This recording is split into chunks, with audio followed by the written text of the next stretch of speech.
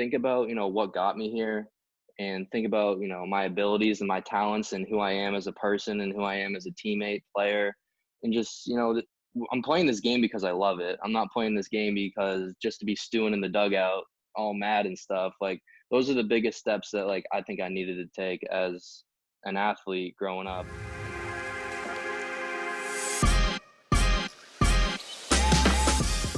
Good morning, Hatter baseball fans. Welcome back to another edition of Coffee with Hats.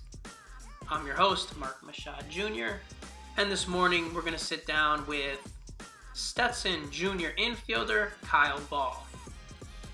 Kyle's going to talk with us a little bit about being a multi-sport athlete and how growing up in the spotlight of a quarterback and the shortstop of his high school team put him in leadership positions that were able to help him throughout the course of his life, as well as helped him transitioning to become an infielder for Stetson University. Kyle's also going to pull back the curtain on how he's taken moments where he might have made an error in a game and how he handles that and then turns that into a positive. So I can't wait to bring to you this morning's Coffee with Hats. So let's jump right into it with Kyle Ball. Kyle Ball, welcome to the show, Kyle. Thank you. It's truly an honor to be on your show this morning. Oh, Kyle, I mean, this has been an interview that I've been waiting for. I knew it was just a matter of time to get you out here. Yeah, I've been looking forward to it. Well, why don't you tell everybody, okay, I see you got your Stetson hat going. Okay, that's kind of the thing. I get a lot of emails and everything from people like, you should not wear a hat. Don't wear a hat in the interviews. And I'm like, well, it's called Coffee with Hats. Yes, there's the Hatters hats, but also too, we wear hats when we do this. So what are you working with your coffee mug? What do you got? This morning I have a avocado on my coffee mug, just black coffee, nothing special. Nice. What's it say? What's it say about the avocado? What are you talking? Your guac to be kidding me. Fantastic. Right up your alley. Exactly. Are you a big avocado guy? You like avocado? Hate them. Hate avocados. Even better. Perfect.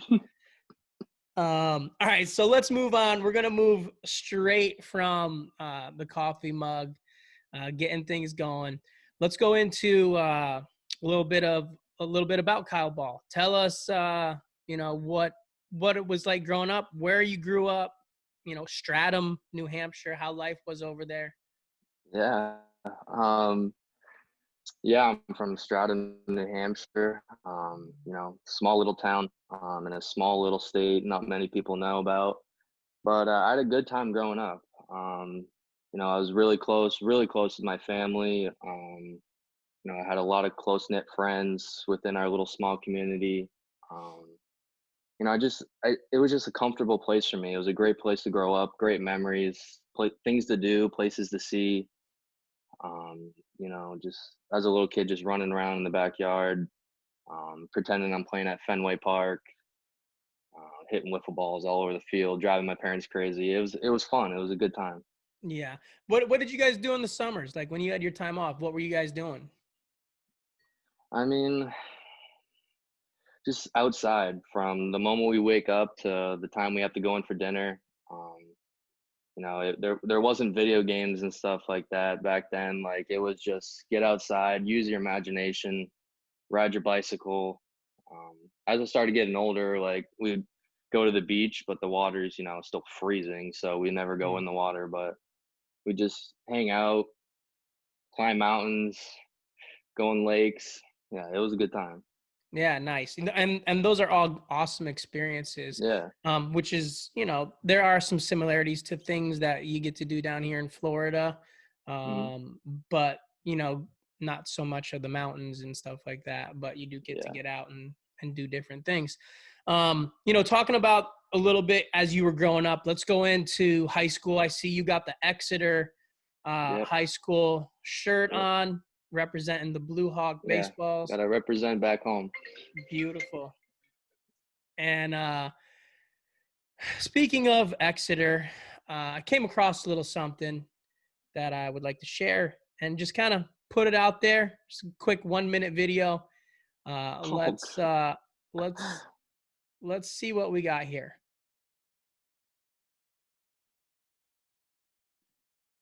oh no. Football season is right around the corner. The season kicks off on Friday night, September 2nd. We continue our season previews with a I great mean, player to look at watch this in guy. Division One. Exeter quarterback Kyle Ball, senior signal caller, is 13-5 as a starter for the Blue Hawks. He threw for 800 yards and 9 touchdowns as a junior, adding over 600 yards on the ground with another 12 touchdowns rushing. He also led the Exeter defense in tackles and interceptions. I mean, that's a T guy, Baseball two-way wins guy. this game. Kyle Wow. That's a good looking dude. That is, not to be selfish, just go out there and do the right things, make the right calls, make the right reads, make sure that we're all coming together, that we're all communicating out there because we all have this one goal. And it's to win every game, take one step at a time. He's a competitor. He's a fierce competitor. He leads by example. He's very physical for quarterback. No relation here. yeah. I was like, oh, of course he was the quarterback. His grandpa was the coach. No relation. That's a scheme. He's the guy that we rely on both sides. So all joking aside, and I know you had no idea that I was gonna even probably be able to find that. Yeah. But it said it spoke a lot about you and about who you were coming to Stetson, coming to our baseball program, and what you bring. Everybody talks about recruiting multi-sport athletes and having guys who do more than just one thing, right? And I thought it was really awesome to kind of find out. I mean, at Exeter, you were two-time All-State shortstop. You were a two-time All-State football player as a defensive back and as a quarterback. And we even got to listen to you talk, like you were a leader, obviously, right, in that program. Can you just talk a little bit about what that experience was like for you growing up in high school? Yeah, I mean, playing more than one sport in New England as a whole and in New Hampshire is very common. I mean, it's hard to play one sport because of all the seasons. So it's not like I can play baseball year round and, get my craft like better at that one sport because it's just like it's so hard to do. So at a young age, we are all just playing basketball, soccer, football, baseball, and it just kind of translates all the way up to high school. And there's a lot of guys and girls that play 3 sports, 2 sports. So it's cool. It's cool to play a sport in the spring, finish up, get right into another sport in the fall, in the winter time. So it's very unique. Playing more than one sport kind of helps you, learn more about yourself and your capabilities and what you can do and what you can't do. So, I mean, that was the biggest thing for me. It was just being able to participate, grow relationships with coaches, friends, the community. Exeter's such a small community that, you perform well in sports and you do well on Friday nights under the lights, like you have a good time, and then you being able to show your talents out there in front of them, it's something that, it might be New Hampshire football. It's nothing big, but it'll be memories that I'll have for the rest of my life. So Yeah. that was really what I was able to take away from it. Mm-hmm. And like, I know you probably like things weren't probably happening for you where you were going after to be a leader. I don't know that was exactly your goal to be the leader of the football team. It kind of happens to you as a quarterback, right? And it happens to you as a shortstop. What did you learn from those experiences? How did those experiences change you growing up throughout your high school years? I mean, I think it was more just, once I started to realize that, I had talent and I had abilities that could possibly lead me to the next level in collegiate sports, I started to take high school a little bit differently. I kind of try to stay out of things that, other people might not. You know, there's just more to lose. And being a leader, like on the baseball field and on the football field, there's guys out there that look for someone like that and that, want that person on 4th and 1 that, like, can we get this yard? Like, you got it, right? Like, yeah, man, I got it. Like, it's just like, it's those connections and relationships that kind of just build into, really tight knit, Mm. connections. And I've never been the rah guy. Like during football, like I was never yelling and screaming at people. It was just leading by example. And, Mm-hmm. my performance on the field, kind of just translated into guys wanted to come, play behind me and, will ourselves to win and stuff like that. So, And for everybody interested, if they want to follow up this interview, I was going to include some of your senior highlight reel that's out there mm, floating around the internet, but yeah, it was too long. I mean, if yeah, we'd have watched that highlight reel, I mean, that thing was like 12 minutes long. I mean, geez. yeah, it's good. That's what happens when you're a two-way guy on the football field, you know. Yeah, I mean, there were some awesome interceptions, some awesome hits, some awesome touchdown passes and runs that you had. Um, did you have any moments where, as a leader, like you're put in that position where it's execute or not execute, right? You get the job done or you don't get the job done. yeah. Um, did you have any of those moments where the job didn't get done, and how did you handle that? I mean, absolutely. I mean, you're always faced with some sort of adversity, whether it's baseball or football. There was plenty of times that I was come up a yard short or Mm, throw an interception, miss a tackle, blow coverage, make an error in the field, strike out. You face adversity, and it's this is where, like, I kind of started growing as an individual. And like, I used to have a very hard time, and I still do sometimes, kind of letting those things go. Like, it just eats me up. Like I'll go home after the game and I'll just stew on it and I'll just think mhm, about it all night long. Like, and it just makes me feel disgusting. So, like, being able to control that and being able to just, let's like put it to the side of my head and just be like, all right, like, let's move on. Like, next step, mm, like, don't worry about it. You're gonna get another opportunity, just stuff like that. I mean, I really learned that quickly, and it's taken me a while, but I think that's the biggest thing because we all make mistakes, and none of us are perfect. Like, we're gonna make an error in the field, we're gonna strike out, like, you mhm. know. So it's all just about just making sure everything's fine and just relaxing and stuff like Yeah. that. So and I definitely would like to kind of open that book a little bit of what you just said, because you said some powerful things there.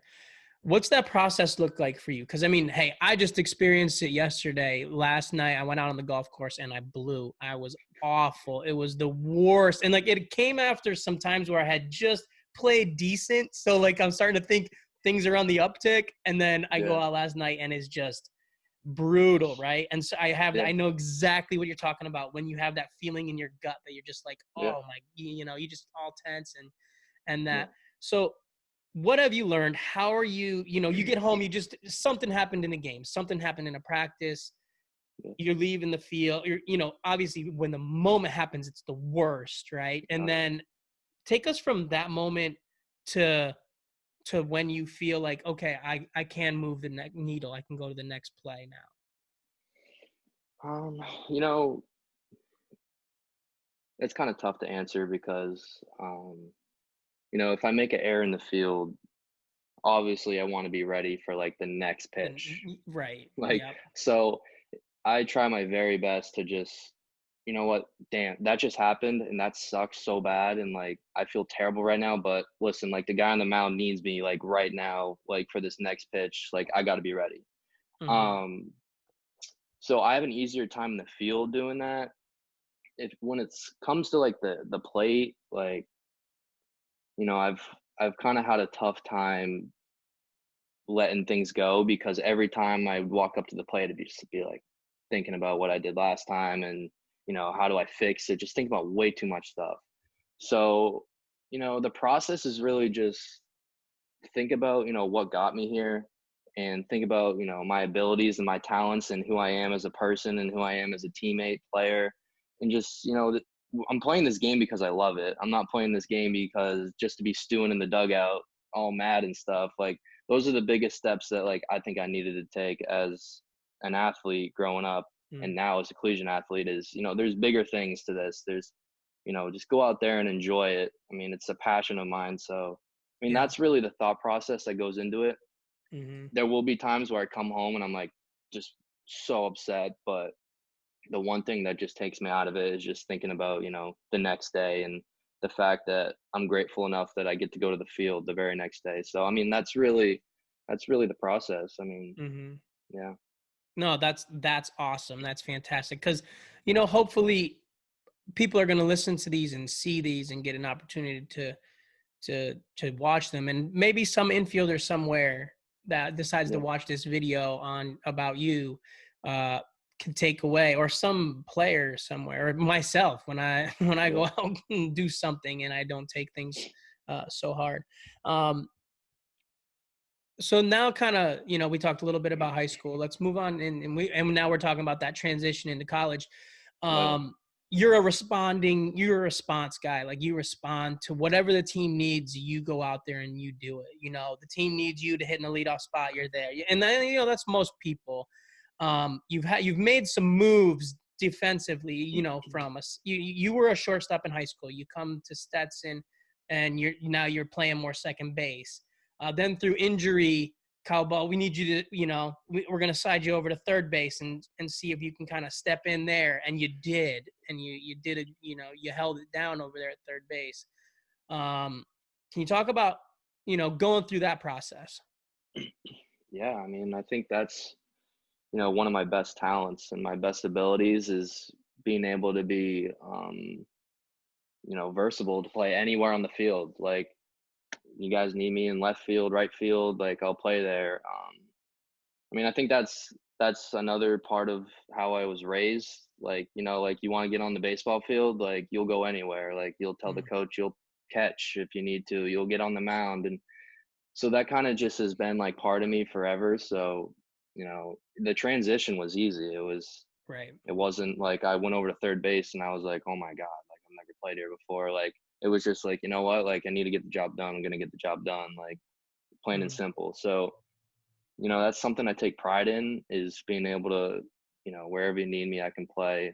Um, I'm not going to be stingy about that. Like pigeonhole me in one position. Like I like to play all over the place. So that's really it. It's just, you know, I think I have that ability to just, you know, help the team any way I can, and where it is on the mm. field, like I'm going to do it. So Yeah, no, and that's what I know of you, and I think yeah, that's what most people know of you.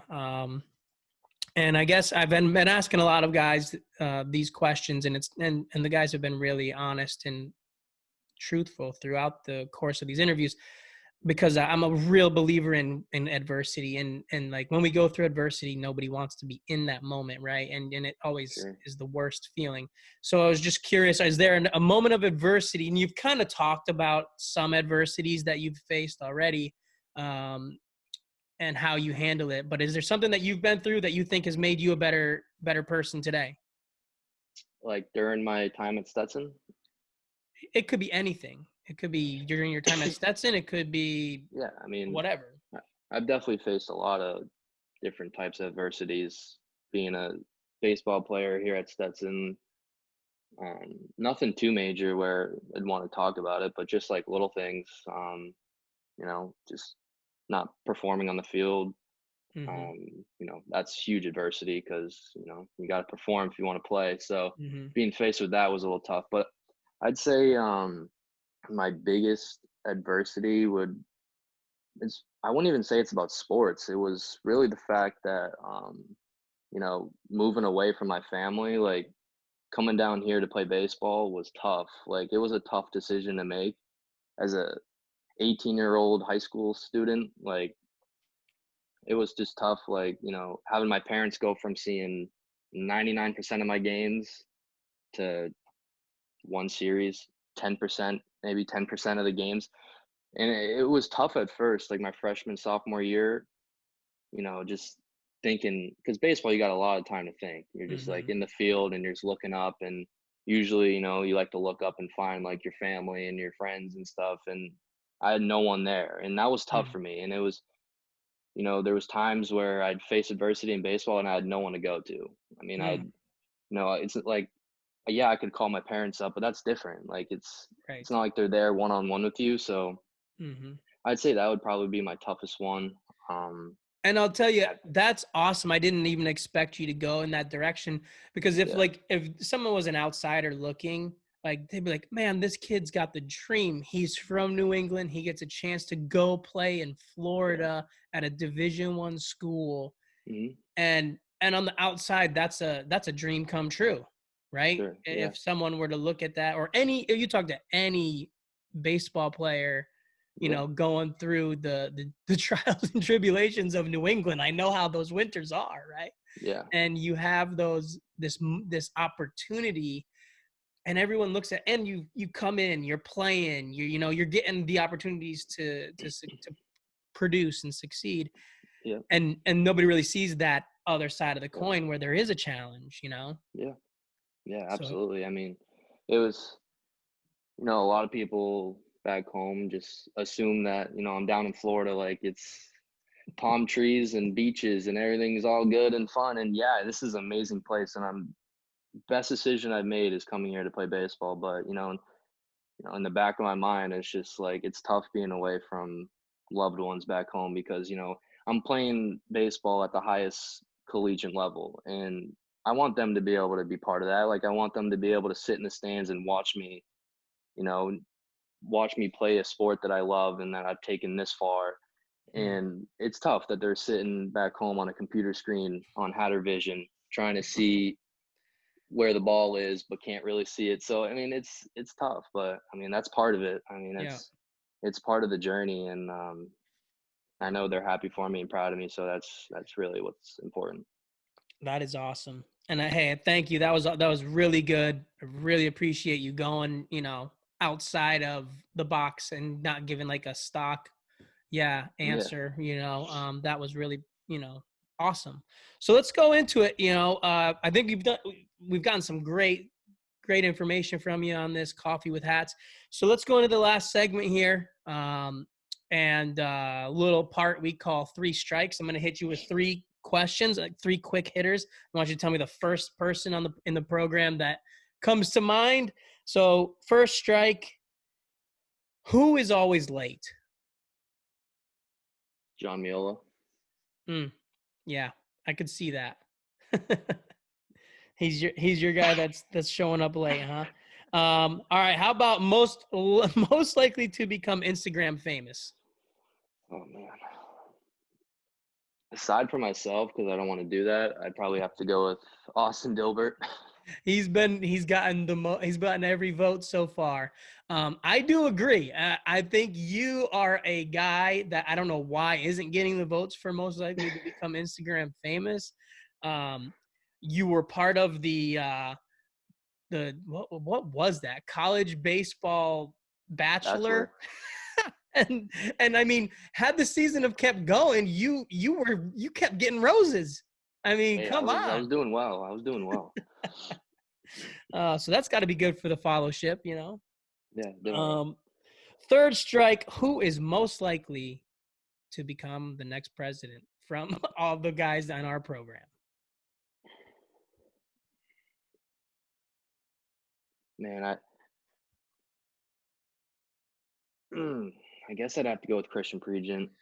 It was a tough one between him and McNeil, but I'm going with Yeah. Pregent. Oh, okay. All right. Team Yeah, Pregent. There it is. Kyle Ball, thank you so much. Appreciate your time. And absolutely. I'm excited to see what happens here in 2021. Absolutely. Thank you for having me. I appreciate it. Awesome. Absolutely.